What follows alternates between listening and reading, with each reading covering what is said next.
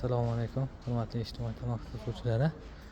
Inshaalloh tapchanimizni regallarini quyib, g'ishtlarni urib, sesmalarni ham quyib oldi. Ko'rishingiz mumkin. Juda chiroyli chiqdi.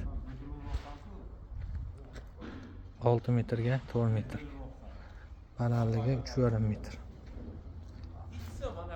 To'sinlarni ham tashab, loylargacha bostirib oldi. Ko'rishingiz mumkin.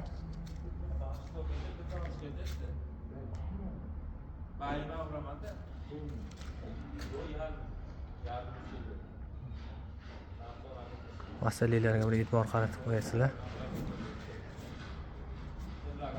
Juda chiroyli chiqdi.